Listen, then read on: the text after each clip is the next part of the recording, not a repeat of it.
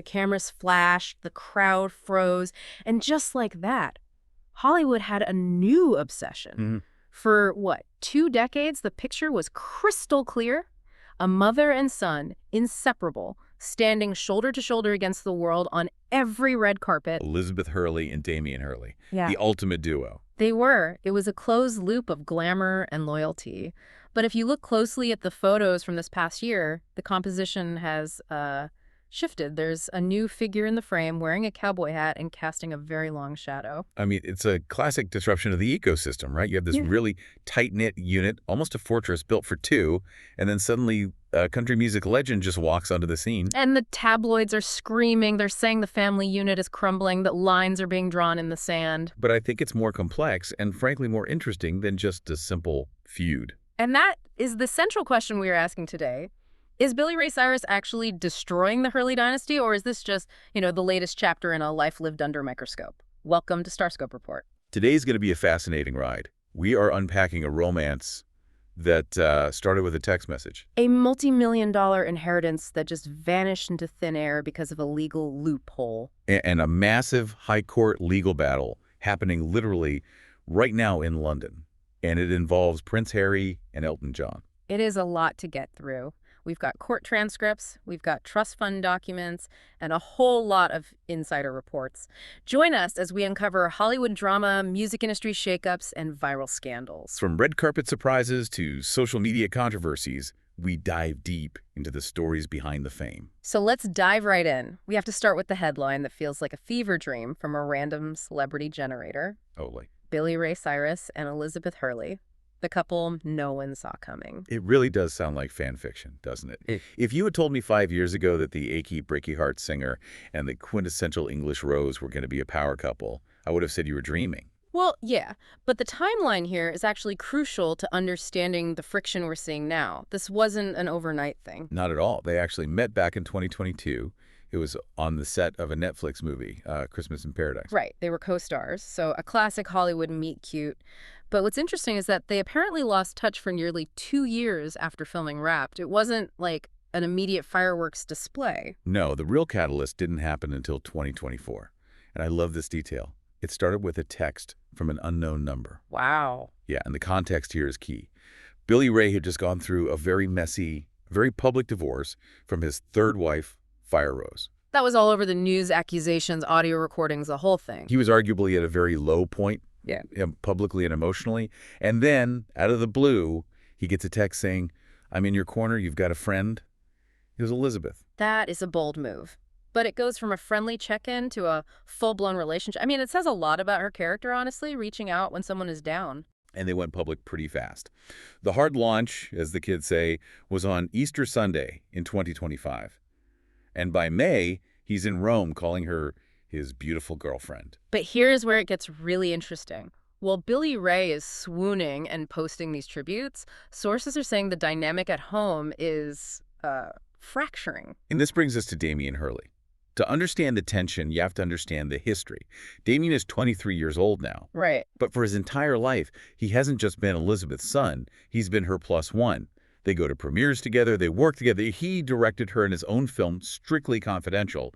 He has been the absolute center of her world. Exactly. It's almost a codependent creative partnership. They share clothes, they share friends, they share the spotlight.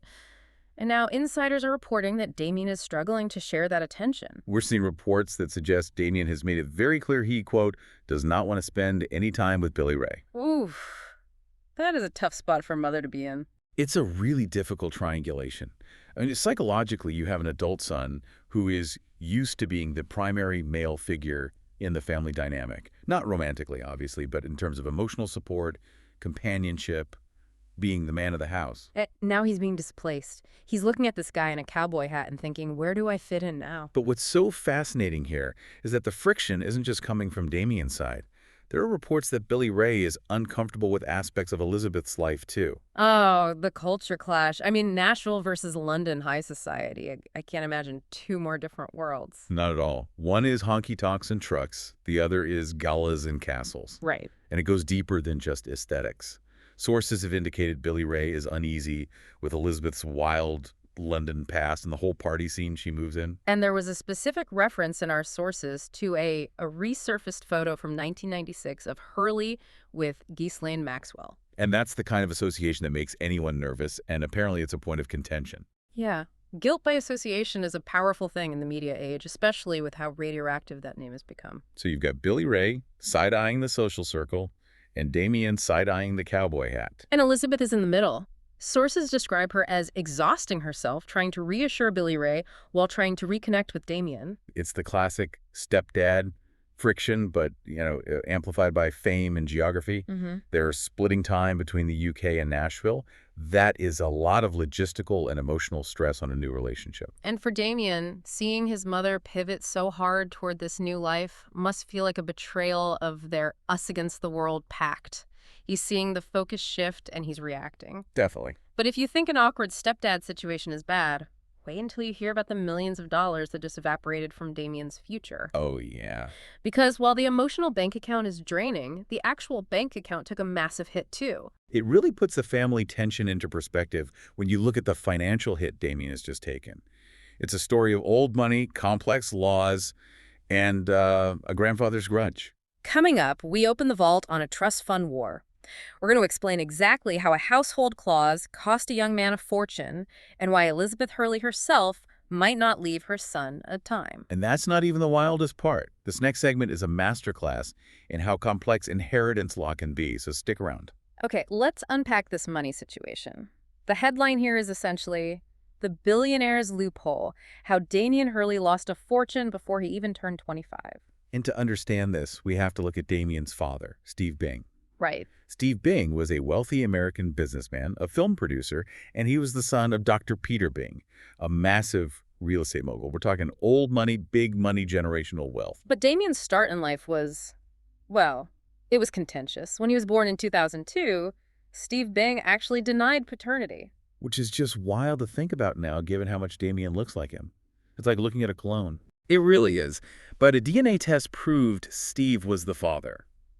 Fast forward to 2020, and Steve Bing tragically passed away, and that kicked off a battle for the Bing family fortune. This is where we get into the legal weeds, and it is fascinating. Dr. Peter Bing, the grandfather, set up a trust back in 1980 for his grandchildren. Now, usually grandchild is a pretty clear term. You have a kid, that kid has a kid, boom, grandchild. You'd think so. But Peter Bing attempted to exclude Damian and his half-sister, Kira Bonder, specifically because they were born out of wedlock. Which feels incredibly archaic. It's like something out of a Victorian novel, not a 21st century courtroom. The idea that a child is punished for the parent's marital status seems completely outdated. It does, but in trust law, the intent of the grantor, the person who set up the trust, is king. So a lower court initially ruled in Damian's favor, saying you are a grandchild, you get a share. That would have been millions of dollars. But then the California Appeals Court stepped in. And this is the crushing blow. In 2021, they reversed the decision. Why? What was the technicality that erased a fortune? It hinged on a specific definition within the trust about being a regular member of the household. The wording of the 1980 trust stated that for a grandchild to benefit, they essentially had to be raised within the family home or have a substantial relationship with the parent as a minor. The ruling stated that because Damian did not live in Steve Bing's household as a minor, remember, Steve initially denied paternity so they didn't live together. Yeah. He did not fit the specific definition of grandchild intended by the 1980 trust. Wow. So because his dad wasn't around at the start to offer a home, the son loses the inheritance at the end. That is a harsh reality. It essentially punishes the child for the parent's choices. The logic is so circular. You weren't in the household because the dad kept you out, so now you can't have the money because you weren't in the household. It's a brutal lesson in how specific these legal documents can be. The court ruled that the term grandchild in this document was defined by a social relationship and proximity, not just biology. So Damian loses out on the Bing fortune. Entirely. So the safety net from his father's side is gone. But surely his mother, Elizabeth Hurley, who has had a massively successful career, Estee Lauder, acting, swimwear, surely she's going to set him up. Well, you would think so, but this raises a really interesting question about the parenting philosophies of the wealthy. Elizabeth has recently hinted that she might not leave her fortune to Damian either. Wait, what? First, the grandfather cuts him off, and now his mom Is this some sort of tough love strategy? It's not out of malice, according to her. She was quoted saying she wants her loved ones to check out on empty. Check it on empty. Yeah. Her philosophy is that money should be spent on enjoying life while you're here, not hoarded for inheritance.